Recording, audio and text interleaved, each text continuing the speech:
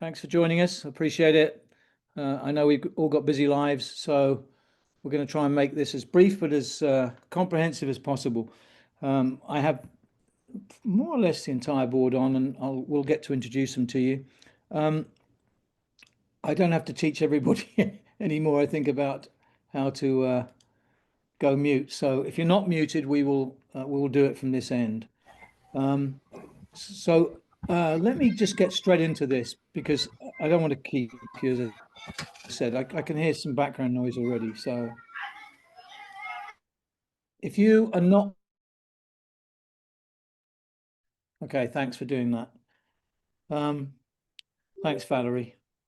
All right, let's move along. So if you are not expecting information for the parents for the fall 2025, then you're in the wrong place. So thanks a lot.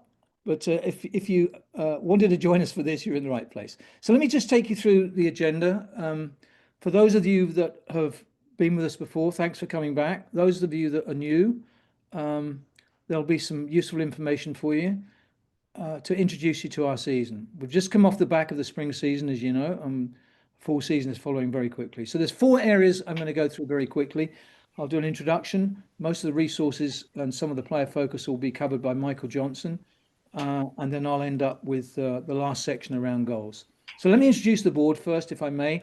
As I said, my name is Peter Beaumont. I've been the program director for 5 years. I've been associated with this particular club since 2014. Again, needs mutes. Thanks, Valerie.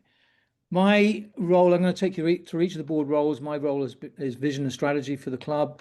It's key stakeholder relationships with the parks of Apple Valley, for example, and other partners like Egan, like Burnsville, and like Valley. I do the fields liaison, I do the coach and meeting prep, and then I do the referee assigning and also, when needed, surveys. So, second member of the board is Michael. Michael, go ahead. Thanks, everybody. My name is Michael Johnson, and I'm the Assistant Program Director. My roles include liaising with the coaches. I'm also the soccer program's voting representative on the board of the Eastview Athletic Association, which oversees all the Eastview Athletic Association sports and finances. I'm also involved in relationships with key stakeholders, including the folks at the high school and the city of Apple Valley. I'm also in charge of player safety, and I'm the complaint department as well. Okay, thanks, Michael. Valerie. Hi there. I've got, my name is Valerie. I've got 1 child currently in the program. This is I am ending my 4th year on the board. Next year will be my 5th. I have taken over the rostering responsibility. I oversee the scheduling, and I try to keep the standings in good order. Thanks, Valerie. Thanks a lot. I don't think Amanda's on yet, is she? I haven't seen her. Okay, I'll keep moving then. So Amanda is our treasurer, looks after budget, financial aid, refund requests, and in fact scholarships. And so she does a really good job at it, stuff that I had to do before. And I don't think Nicole's on either. Nicole's... I'm here. Oh, she is. Go ahead. I'm Nicole Middahl, and I'm in charge of community engagement. This is my 2nd season on the board, so I handle our marketing, communications, social media posts, and any other community engagement. Great, thanks, Nicole. And a couple of John Coleman. Hi, I'm John. Been on the board for 4 years.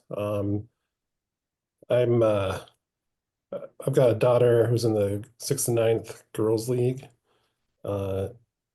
Basically what I do is I take care of the website content, deal with registration data, and I'm a referee assigner. Thanks, John. And the second John. Oh no, sorry, Ben, you're up next. I'm sorry. Hi, everybody. My name is Ben Kabilko. Just over a year on the board. I also have a daughter in the 6 to 9 age group. In charge of equipment management, making sure everybody's got equipment, setting up jerseys, getting trophies and medals, and organizing photo day. Thanks, Ben. And last but not least by any means at all is John Pellicker. John. Yeah, fantastic. Thanks for joining, everyone. John Pellick, I'm the parent liaison. I do a lot of those things that are listed there. I'm going to highlight a few of the items later in the presentation today. I have 3 daughters that play soccer, 2 that are currently in the program, and I would be the opposite of Michael. I'm part of the complement department. So if you guys have good things that happen during the season, send it my way. Thanks for joining. Thanks, John. All right, so our commitment really is to have fun. I mean, primarily what this program is about. This is why it's a rec program. It's not travel. We don't have to pay a fortune. We're here to have fun and to make it the best value for money rec program. We actually dropped our prices this year to, in fact, make sure that we were the best value. And I can assure you, having looked at the websites around the area from Lakeville up to Egan and elsewhere, that we are the best value. And I also would suggest that we're probably one of the best organized. We certainly have the best online resources, and I'll touch on that later. Our mission, as you can read quicker than I probably can read it, I'm just going to pick out but we want to provide the opportunity for you to provide in a soccer experience that emphasizes fun over competition. Obviously, there's competition, otherwise there would be no goals or nets, as they're called over here. There would be no point. We wouldn't need to shoot at anything. But competition is really important. But at this age group, it's also about having fun, and that's the primary thing that we try and make sure happens. It's a recreational soccer program for kids from pre-K through to 9th grade. We opened it up from 8th to 9th recently, and it's open to all who would like to participate. So we moved from co-ed last year, and I'll let you read that while I talk over it just a second. And the reason we moved from co-ed was for these 4 bullet points, really. Anybody who's played sport at any level, and I'm sure most of you have, mixing boys and girls together is not the best. And it was done for practical reasons in the past because we didn't have enough separate boys and girls to field separate teams. And so we banded them together. The formula, it appears, was to actually combine with other clubs at the 6 to 9 level, which we did this year. And it's been very successful so far. So we will be continuing to do that at 6 to 9 level only. We don't need to do that combining with other clubs at 3 to 5 at the moment. So we've combined this season with this full season with Valley Athletic and Egan, and you'll see the numbers right now. So that really, our number of players has gone up about 30%, not because of them particularly. Our program has grown aggressively in the last 18 months. And we're very proud of the fact that we're bringing players back and bringing new players in. So let me move to player focus and talk very quickly about the resources. And then, Michael, when you're ready to jump in, just jump in, okay? Our mantra is, what's the question? And the answer is, it's on the website. And we really do have an amazing array of website resources for you to be able to tap into. I'll just talk about some of them. There's weather in there. There's the rules in there. There's stuff that you can look at what the coaches can use to run practices. So there's a whole array of things on the website. You just go onto the EVA website, click on soccer, and it'll take you straight to our segment of the website. Is Alex Curry on? Okay, I wasn't sure whether he's going to be able to join us. Alex is the varsity coach. He's actually, it's not a great picture, but he's the one at the back on the right. And he's the varsity coach for the boys team. We have it's a better picture of him. We have a really good partnership with them. We do view ourselves as a feeder for our good players into the high school. And we work much more closely together than there's ever happened in the past. We're actually running a program at the moment with them, a clinic, and we're combining a number of other activities which we'll touch on later. So here's the website I was talking about. You go to sports, as you can see, there's a drop down, go to soccer, and then you can go and find all the key dates. I've just screenshotted this so it's easier to use rather than relying on the web. We also have a Facebook page, which I highly recommend you get onto and follow, because it gives the news very quickly. Nicole's been fantastic at keeping that up and making sure everybody's informed, particularly when we had weather issues.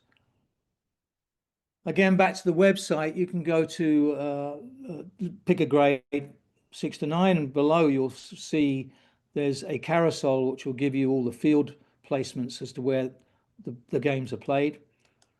You can go over to level information, and you can find out by level all of the rules and instructions around ball sizes, and then here's what I was referring to earlier. This Zoom session is being recorded, and we'll put it up onto the website later, but you'll see all the parent information down this left-hand side that I was talking about earlier: weather guidelines, simplified soccer rules. Please use it. It's a quick read, but it'll bring you up to speed on what's going on. Okay, let's move to player focus. And I think, Michael, you're going to zip in, right? Yeah, so first and foremost, we want a good line of communication between coaches and parents. Parents, your coaches don't know who you are yet, who's on their team. That should be finalized over the weekend. So I would expect that you will hear from your coaches next week. If by the end of the next week you haven't heard from your coach, please feel free to reach out to me, and I'll poke that coach to reach out. But we have our coaches meetings next week, and I'll go over that with the coaches then as well. And primarily, the best way of communicating with your coaches is through the Sports Engine app. If you haven't downloaded it already, please do so. Please have your spouse do so. And this is what it's going to look like when you go in. You'll see a team. In this instance, this is from this past season. Girls 6 to 9 red. So that's your division, your color jersey. And this is what the home screen looks like. You can access the schedule, the roster, the team chat, private messaging, standings, and statistics. And just going through what a couple of those look like, this is the team chat. So your coach may utilize this. Some coaches prefer to do a group text, but it's how they will communicate with all the parents. And then there's also private messaging. So if you want to message the coach privately about an issue, that would be where to do it. And they're tracked in there. And then if you click on roster, you'll see 2 tabs. There's players and staff. And there's obviously more players on the team here. You'd scroll down with your finger and you'd see the rest of the roster. And when you click into each player, it also lists the contact information for the parents. Most of the time, it's just the parent who registered the child. But sometimes we get both if the child has played with the association before.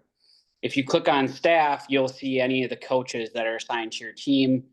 And if you click into either one of them, there'll be their contact information in case you misplaced it. And then finally, we ask that you RSVP ahead of time, whether your child can't make it or can make it. It's really helpful for the coaches, particularly at the younger age groups. If we're on a pre-KK team and it's a gorgeous weekend and a lot of people are going to go to the cabin, let your coach know that, because there might not be enough kids to actually play that game, or they might have to make an adjustment and try to team up with another team that's short on players to combine. So please do utilize that function and RSVP, whether you're coming or not, to each game in practice.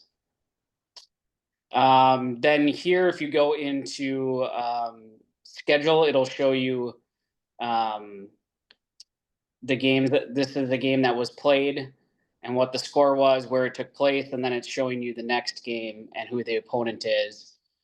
Then also for the older age groups, 3rd and up, standings are tracked and kept in check by Val, as she mentioned earlier.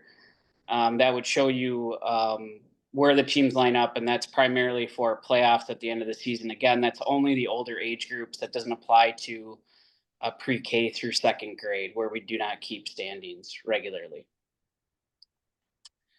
Getting into what you need to bring with your player, all players need shin guards. If you've ever had a child that's kicked in the shin without a shin guard, it's just about the worst thing in the world to them. It hurts extremely, and they will not be a happy camper with you. So make sure they're wearing shin guards. They go underneath those long socks that you're provided with your jerseys, not on top. If they're on top or over the front of the sock, because of the nature of the material they're made out of, they could actually cut another player. So please put them underneath the socks. There's absolutely no jewelry. And that doesn't matter if your daughter just recently got her ear pierced. We can't tape over it. It's an insurance issue. Our insurance company won't allow it. It's a safety issue. So please don't allow your children to wear any jewelry. If your child needs glasses, they're fine, including sunglasses, as long as they're tethered to the back of the head with some sort of a strap. That's fine. No baseball caps. That's a safety issue as well. And no hoodies. Kids love when a player gets ahead of them and they want to try to take them out to grab that hoodie and yank them down. It's very dangerous. It's basically the equivalent of a horse collar tackle in American football. So we don't allow that. If it is a particularly cold night, and we will have some of those in the fall, and they absolutely insist on wearing a hoodie, it's fine as long as you can tuck the hood into the back of the shirt so that it's not exposed for anybody to grab. Also with player safety, all of our coaches go through the CDC's concussion training. We're very sensitive in the areas of concussions. It's also why we don't allow heading at the younger age groups, because the science has borne out that that's simply too big of a risk to their developing brains for very little reward in terms of ball control. If you suspect your child has a concussion, I encourage you to keep in communication with your coach about that, and obviously have them seek medical treatment. We know much more about concussions now than we did even 5 years ago, and primary care providers, emergency medicine providers are well versed in how to treat your child for those, including when it's appropriate for them to return to activities like athletic activities. All of our coaches undergo background checks as well, so you can rest assured that our coaches are appropriate and cleared folks to be interacting with your children. We also, you might have noticed when you registered, we solicited a donation for AED devices. And we have a couple of these that we've been able to raise money for and install. And we've raised the money and we've installed them. And then the city has agreed to take on the maintenance of them thereafter. And so we have them at 2 locations where we play games. We're trying to raise money for a third, which would basically cover everywhere we play. Obviously, I'm sure you've all seen stories of children having sudden cardiac issues while playing a variety of sports, and we want to make sure we optimize safety and put safety first by having these available. So anytime you register for an EVAA sport, you should be solicited for a donation for AED. Anything you can give will help us complete that third device and have that installed. But we also just want to let all the parents know that these are on site. So if something does happen and the coach that's on the field doesn't realize for some reason, which they should, to look for this device and use it if necessary. It cannot do any harm to the child. The device will only shock the heart if the heart rhythm is one which the AED can correct. So use it rather than ignore it if there's an issue. This is how our coaches will look. All of our coaches will be in the same uniform. It says coach on front like I'm wearing. Some of them might have their name on the back as well. That's up to them. We insist on the coaches wearing their uniforms so that you know that they're in the hands of a responsible adult, and that everybody knows who's in charge on the field that night. Turning our attention a little bit to what do we see as success from a program perspective, it's a lot of things. We want improvement in skills. We want kids to learn to work as a team. We want them to become more disciplined. Soccer involves a lot of running. It's a great sport for physical fitness. Soccer, particularly as you continue to get older, it involves making quick decisions, and so it can improve decision making. We want kids to build confidence. We want kids to, by improving as a team, by improving their own skills and decision making, build confidence in themselves. We want them to show a level of commitment to their teammates, to take pride in what they're doing, and also sportsmanship. At the end of every game, and we go over this with the coaches as well, the teams line up and shake hands. That's a requirement in our program. There's no excuses. No matter how bad the game went for your team or your player personally, we expect them to demonstrate good sportsmanship and shake hands with the other team and coaches. What we don't want is to focus just on winning. And what happens when kids or programs focus too much on winning is the following outcomes. We end up with incidents between coaches and parents, between coaches and refs. We end up with parents or spectators confronting officials, which is inappropriate. And all of this really results in the kids not enjoying it. I mean, when they see adults arguing with one another, they become more defensive and reclusive and uncomfortable. It's not enjoyable for them. So we don't tolerate any of this sort of behavior. And also, if you're focused just on winning and you might just happen to not be on the best team, you're going to face a lot of disappointment. And instead of focusing on the positives of skill building and teamwork and improving fitness, you're going to just feel this constant disappointment. So that's why we don't focus on just on winning in this program. We focus on the other things as well. I did see something coming up on the group chat about then why do we have standings? As kids mature, it's important for them to understand that there are consequences of winning and losing.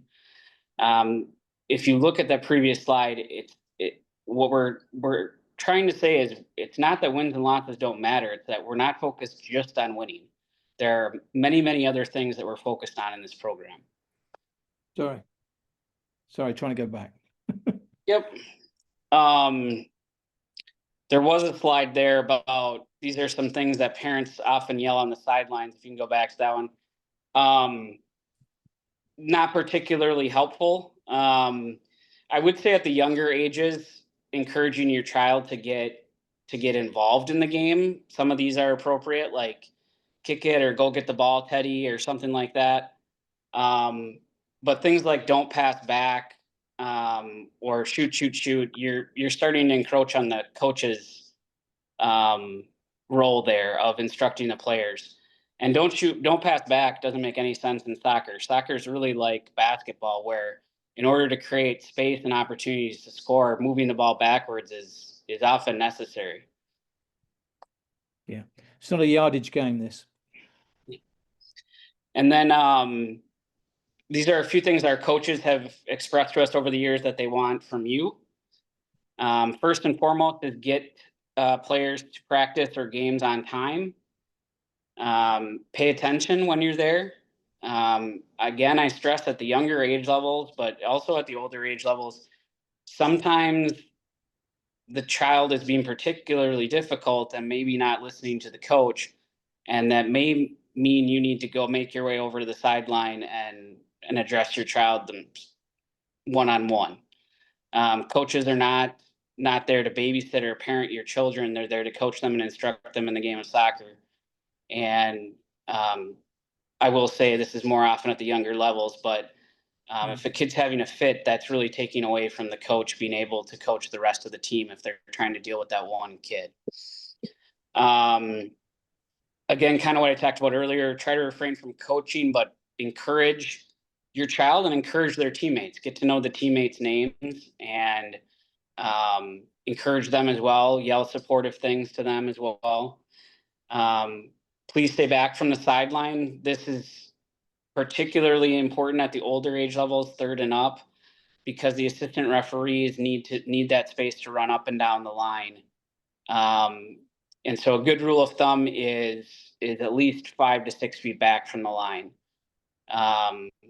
The other reason for that is that if there's a play close to the sideline, you don't want a kid crashing into you. You don't want the ball getting kicked into your face.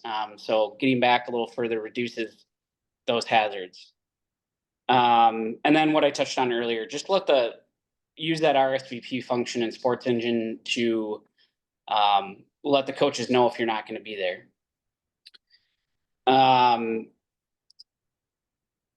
A few more things: be respectful of coaches, be respectful of other players on your child's team and on the opposing team, and of course, be respectful to the officials. This isn't the World Cup.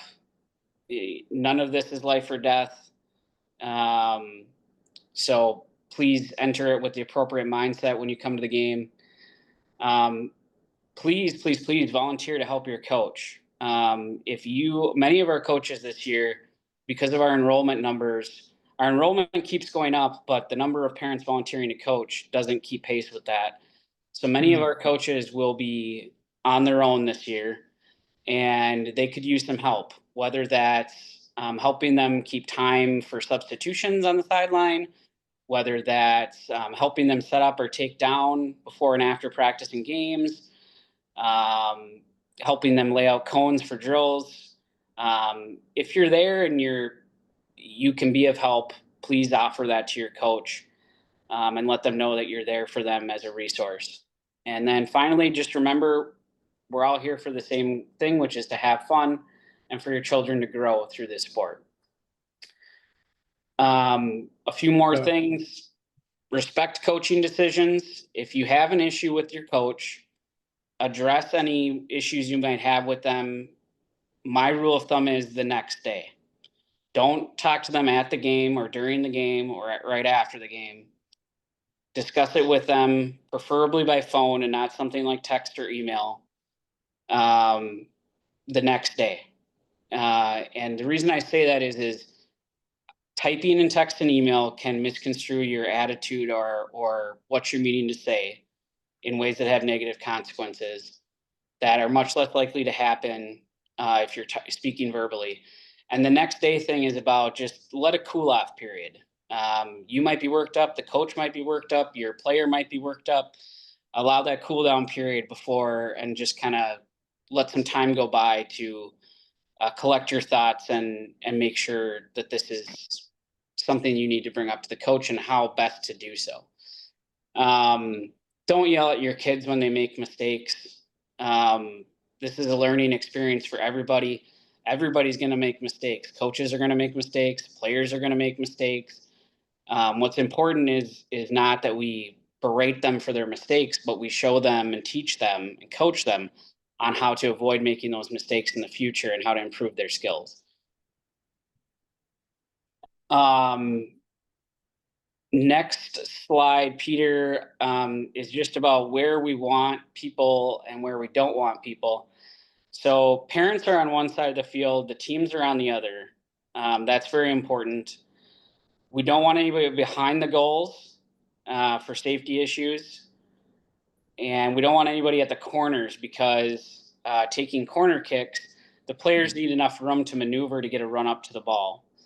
So those 4 corners, we don't want anybody there as well. And I think the next slide shows an example of where we wouldn't want people. These people are sitting right behind the goal.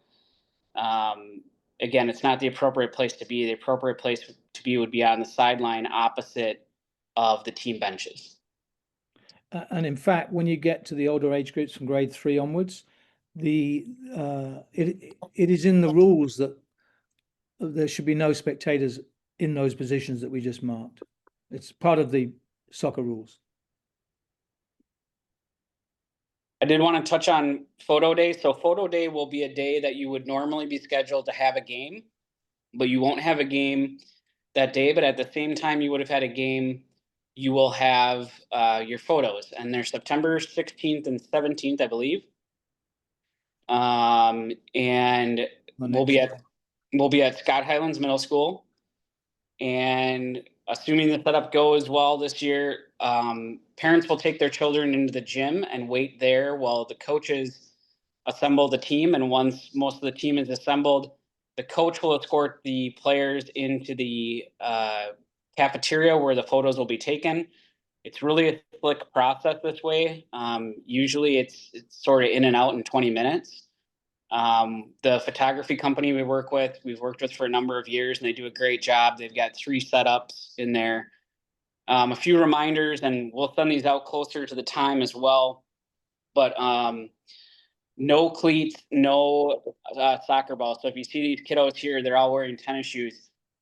The reason is we're not allowed to wear cleats in the middle school, but also they won't show. The way the photographers have the children line up, the shoes won't even show. So there's no reason to do that. And don't bring in the balls. The photographers have brand new shiny balls to use for the photos, so there's no reason to bring your soccer ball. This is just a quote from Ronaldinho. I learned all about life with the ball at my feet. This idea of, you can continue to get better the more touches you get, which is why we have small rosters, and why we do that is so children get as many touches as possible. And I'm going to turn it over to John Pelica to talk about our futsal program. Go ahead, John. Yeah, thanks, Michael. So last year we started a new futsal clinic program. We partnered with professional coaches through Skills FC.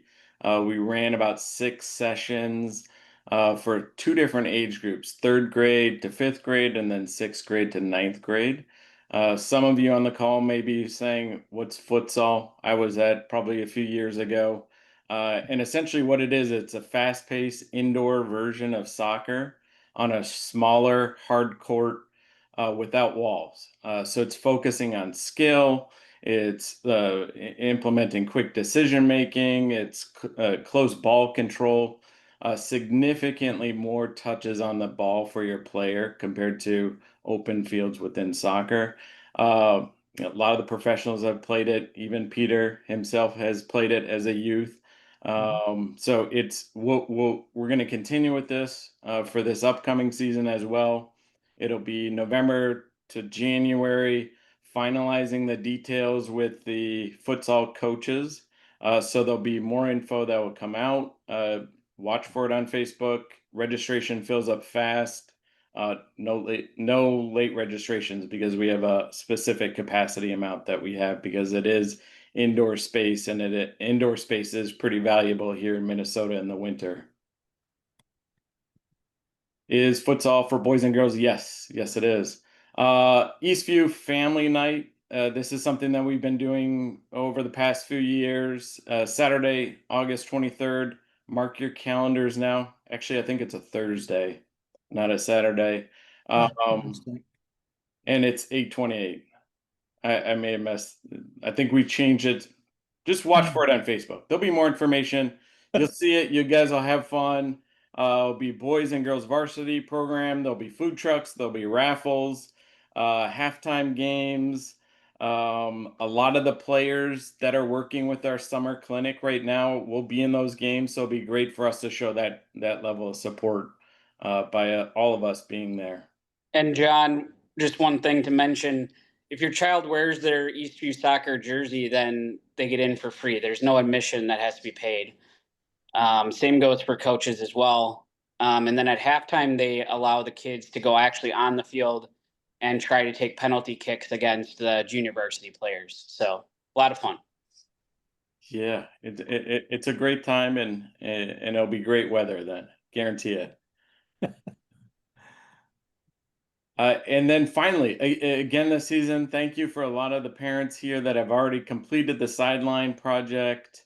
It's really important for us as parents working with our players and understanding, you know, what we do on the sidelines in terms of level of encouragement. It's something I wish I would have taken earlier with my oldest daughter, because I was one of those parents that was yelling and giving instruction on the field, that was detrimental to her development. So I think it's you're going to learn something in this 15-minute program if you haven't done it.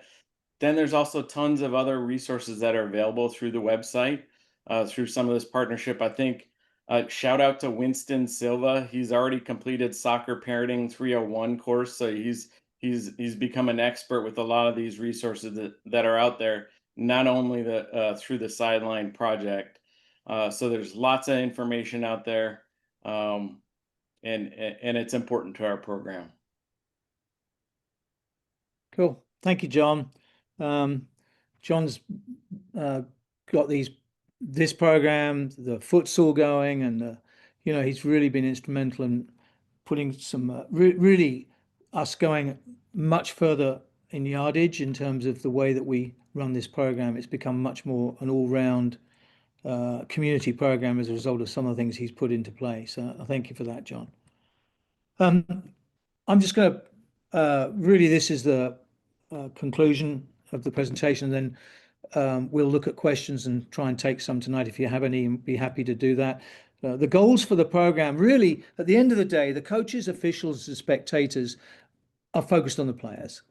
Ultimately, that's what we're all about, to make sure they have the best experience and they learn from this sport. A lot of you know I'm incredibly passionate about this sport. I've been playing it since I was 4 years old. I was incredibly fortunate enough to play at a professional level, and I've given back to the game ever since through coaching and running programs such as this. And so I really want our players to grow and enjoy the game.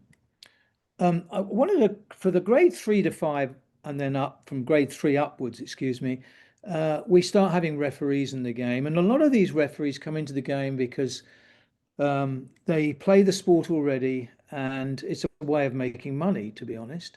But they're learning the game as well. And so I just wanted to quickly say, let's be careful about how we treat these referees. They'll make mistakes. How many mistakes have you not made in the last year? I know I've made a few, and they have to make a spot decision really quickly. So please give them the respect they deserve. They are learning the game as much as the players are. And so I thought this was an interesting thing I came across not too long ago. Two parents watching their kid's game. Which one is your kid? Why? I wanted to tell them how awful they are. What's wrong with you? You can't say that to somebody else's kid. You've done that all game. What? Which one is your kid? The referee.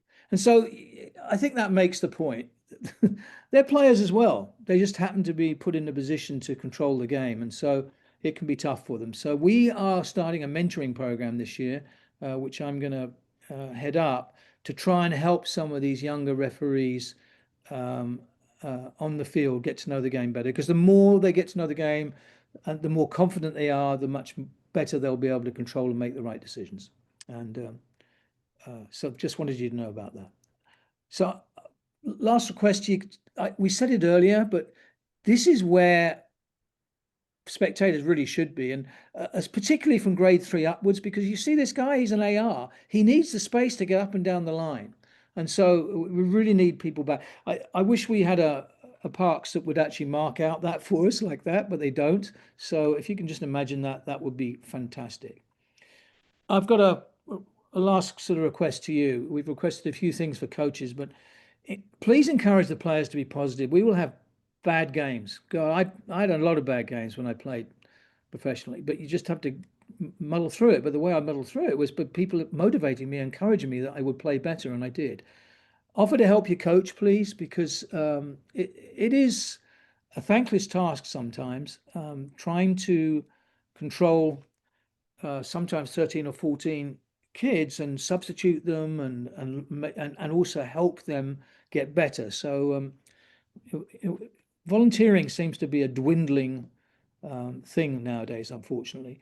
Please let the coach do the coaching, because if the kids will get confused if they're listening to you and the coach and there's two different things coming out. That's going to be a problem. Please use our resources, because we put a lot of time and effort into doing that. And then lastly, most of us learn any sport through watching the best players, either live or on TV. And I am amazed at how little soccer is shown on TV in homes here when there's such an array of it. The Premier League, arguably the best league in the world, is shown when the season's on, and it starts in 2 or 3 weeks, every weekend, Saturdays and Sundays. But right now, the Euro, the Women's Euro is going on, where all the top teams in Europe are playing, and they are the best teams in the world too, by the way. And England are playing Spain on Sunday morning at 11 a.m. in the final. So get them in front of that. We have the World Cup, as you probably know, in our country next year. I mean, how exciting is that? And so please, I encourage them to watch as much soccer as they possibly can, because that's how we learn to get better at it. With that, I'm going to thank you very much for putting your parents into our program and trusting us to run a good program. I thank you. I think we're getting there to where we'd like to be.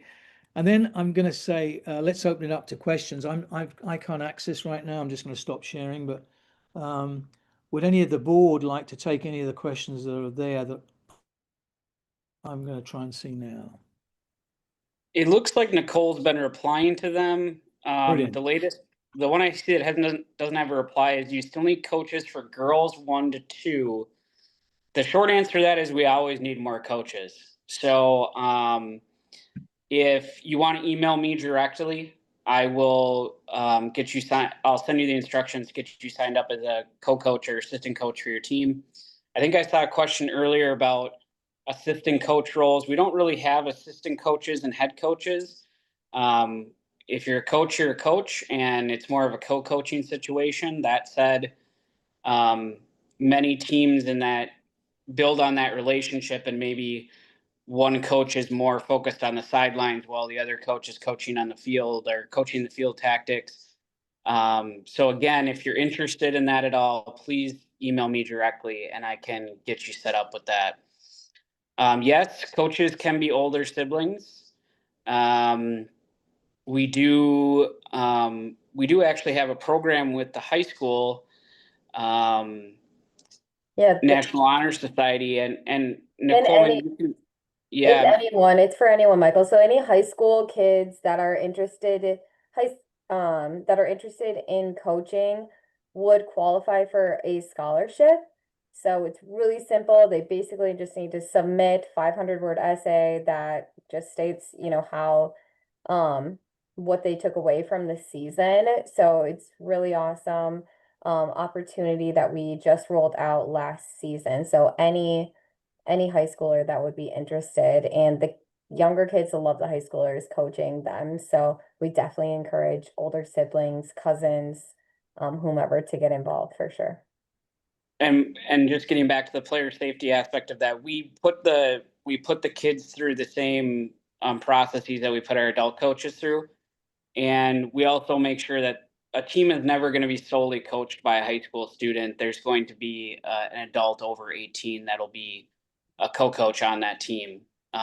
So certainly, if you have a high schooler that's interested, again, email me directly. My email address is on the website. It's just michael.johnson@evaasports.org.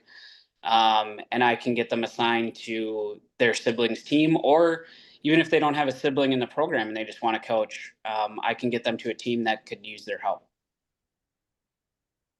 Cool. I think, Nicole, you've fielded them all. I don't see any others. There was one about, I think everybody, Michael, has received the email, the initial coach's email, right? If they were listed. If not, shoot Michael. I'm going to put your email in the chat, Michael, so they can email you directly. Hassan, I can't send you a link right now because we don't have it. But if you go onto the EVA website, you'll be able to get the recording, John, in the next couple of days. John Coleman? Yeah, I can get it in the next couple of days. Yep. Okay. No. All right. With that, I'm going to give you your time back. We are at 7:15, which is what our target time was. So we've been particularly efficient this evening. if there's no more questions, I'm going to close down the meeting, and thank you very much for attending. I really appreciate it, and looking forward to a good full season. Thank you. Thanks, everybody.